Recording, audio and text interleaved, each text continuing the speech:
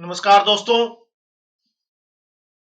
भले ही कमाई 12 लाख रुपए से कम हो, यानी कि नया बजट जो 2025 में पेश किया गया, फिर भी इन लोगों को देना होगा इनकम टैक्स।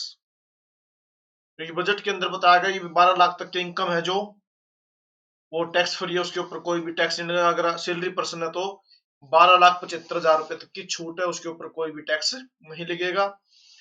लेकिन अगर आपकी कमाई 12 लाख रुपए से कम है, फिर भी कुछ लोगों को देना होगा इनकम टैक्स। तो कौन कौन से वो लोग हैं, तो वीडियो शुरू करते हैं। वीडियो बहुत ही महत्वपूर्ण है, वीडियो के आप एंड तक बने रहें। लेकिन उससे पहले जिन भी साथियों ने मेरे चैनल सब्सक्राइब नहीं किया तो प्लीज सब्सक्राइब जरूर कर ले। तो वीडियो शुरू करते हैं। बजट में टैक्स पेयर के लिए न्यू टैक्स रिजीम के तहत महत्वपूर्ण बदलाव किए गए। इसमें 12 लाख रुपए तक की इनकम पर विशेष कर रिबेट बढ़ाकर इसे कर पूरी तरह मुक्त किया गया है, यानी कि इसके ऊपर कोई टैक्स नहीं लगेगा। हालांकि सैलरी के साथ कैपिटल गेन से हुई आमदनी के मामले में भले ही कमाई 12 लाख रुपए से कम हो, फिर भी इनकम टैक्स का भुगतान करना होगा। इसका कारण विशेष प्रकार की आय पर लागू इनकम टैक्स रूल्स है। विशेष प्रकार की आय, कौन सी विशेष प्रकार की आय है वो हम वीडियो के अंदर देखेंगे। यह विशेष कर छूट का लाभ नहीं है। कौन सी छूट का लाभ नहीं है? बजट में यह प्रस्ताव दिया गया कि धारा 87 ए के तहत रिबेट का फायदा केवल सैलरी से हुई कमाई पर ही मिले। अगर सैलरी के अलावा किसी अन्य स्रोत से आय हुई तो कैपिटल गेन के दायरे में आती है। यानी कि जो इनकम कैपिटल गेन के दायरे में आती है तो रिबेट का लाभ सीमित हो जाएगा। यानी कि ऐसे मामलों में रिबेट सिर्फ सैलरी से हुई आय पर मिलेगी, कैपिटल गेन इनकम पर नहीं। इस आय पर शॉर्ट टर्म या लॉन्ग टर्म कैपिटल गेन की दरों के अनुसार करदाताओं को टैक्स चुकाना होगा। रिबेट में बड़ा बदलाव, जो रिबेट मिलती थी 87A की, उसके अंदर बदलाव किया। क्या बदलाव किया गया? पहले नई कर व्यवस्था पुराने स्लैब के तहत 12,75,000 रुपए तक की आय पर 80,000 रुपए कर लगता था, लेकिन बजट में घोषित नए स्लैब में यह घटकर 60,000 रुपए हो जाएगा। इसी के साथ सरकार ने आयकर पर मिलने वाली विशेष कर छूट रिबेट, जो रिबेट थी 25,000 रुपए से बढ़ाकर 60,000 रुपए कर दी, यानी कि टैक्स फ्री हो गया। इससे वे करदाता जिनकी सालाना आय 12 लाख रुपए तक है और वे आयकर के दायरे से बाहर हो जाएंगे, क्योंकि उनकी देनदारी शून्य हो जाएगी। ध्यान देने वाली बात यह है कि सरकार ने यह रात केवल धारा 87A के तहत मिलने वाली रिबेट में बदलाव करके दी है, मूल टैक्स स्ट्रक्चर के जरिए नहीं। जहां आपको रिबेट मिलता है 87A के तहत, वहां आपको छूट मिलेगी। रिबेट सिर्फ इन मामलों में मिलेगी अगर पूरी आय सैलरी, पेंशन, ब्याज, किराए या व्यवसाय से आती है, तो कोई विशेष श्रेणी की आय शामिल नहीं होनी चाहिए इसमें। तो इन पर आपको 87A की छूट मिलेगी। कुल आय 12 लाख रुपए से कम या बराबर है और करदाता न्यू टैक्स रिजीम में को चुनता है तो पुरानी कर व्यवस्था चुनने पर लाभ नहीं मिलेगा। उसको जो अपनी इनकम टैक्स की जो रिटर्न है वो न्यू टैक्स रिजीम के अनुसार भरनी पड़ेगी, तभी उसको बेनिफिट मिलेगा, अदरवाइज उसको बेनिफिट नहीं मिलेगा। पुरानी कर व्यवस्था चुनने का लाभ उसको नहीं मिलेगा, उसके अंदर कोई छूट नहीं दी गई है। वो जैसे कहा पहले भी, जिस प्रकार पहले था उसी तरह से अब है, उसके अंदर कोई भी चेंज नहीं किया गया। अब इन मामलों में 12 लाख की आय होने पर भी कर देना होगा। पहला है capital gain, short term capital gain. अगर कोई व्यक्ति शेयर बाजार, म्यूचुअल फंड, संपत्ति या अन्य परिसंपत्तियों से अल्पकालिक कैपिटल गेन अर्जित करता है तो इस पर 20% की दर से कर लगेगा। शॉर्ट टर्म के अंदर अगर उसको कैपिटल गेन होता है तो उसके ऊपर क्या लगेगा? 20% के हिसाब से टैक्स लगेगा।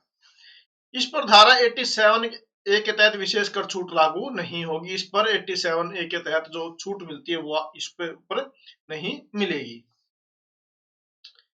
आगे चलते हैं दोस्तों। Long term capital gain, LTCG, यानी कि शेयर बाजार, म्यूचुअल फंड, अचल संपत्ति आदि से अर्जित लॉन्ग टर्म कैपिटल गेन पर 12.5% की दर से कर लागू होगा। अगर लॉन्ग टर्म है तो उसके ऊपर 12.5% के हिसाब से टैक्स लगेगा और शॉर्ट टर्म में 20% के हिसाब से टैक्स लगेगा। यहां ध्यान देने वाली बात यह है कि अगर कैपिटल गेन 1 लाख रुपए से अधिक है तो ही कर देना होगा। यहां किस चीज का ध्यान करना है? अगर आपका जो कैपिटल गेन है 1 लाख से अधिक है तो ही कर देना होगा, 1 लाख तक की छूट है।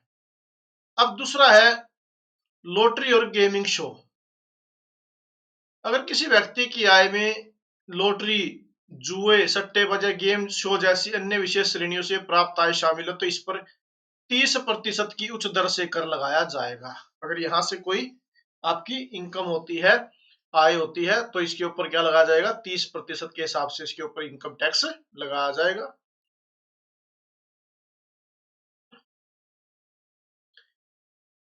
इन मामलों में भी धारा 87A के तहत कर छूट लागू नहीं होगी। यहां पर भी आपको 87A का जो रिबेट होती है आपको नहीं मिलेगी।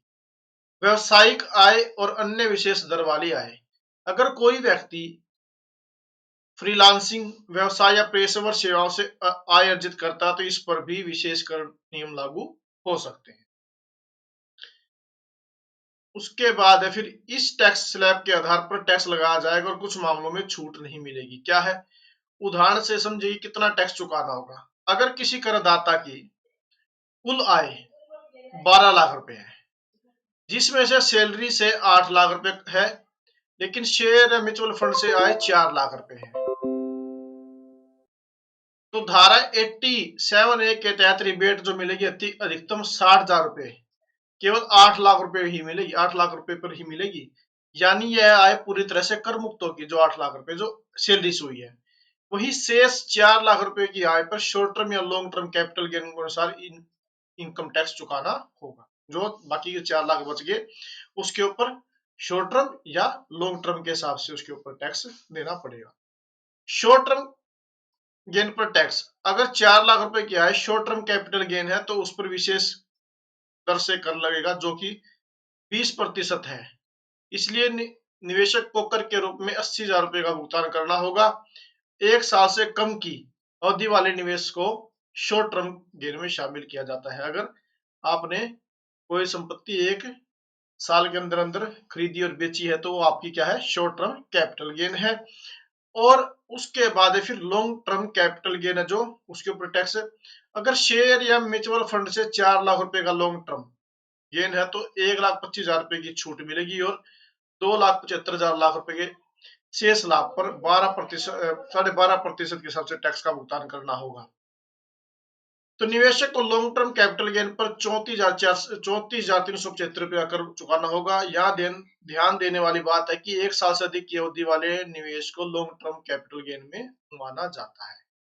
1 साल से कम आपने बेच दी, परचेज कर ली, बेच दी तो शॉर्ट टर्म, 1 साल से ज्यादा आपने रखा और उसको बेच दिया तो लॉन्ग टर्म। डिविडेंड आय पर निवेशकों को राहत। डिविडेंड आय। सरकार ने बजट में डिविडेंड आय पर टीडीएस की सीमा 5,000 रुपए से बढ़ाकर 10,000 रुपए कर दी है। इस फैसले का फायदा शेयर बाजार और म्यूचुअल फंड निवेशकों को मिलेगा क्योंकि उनकी टैक्स देनदारी कम होगी।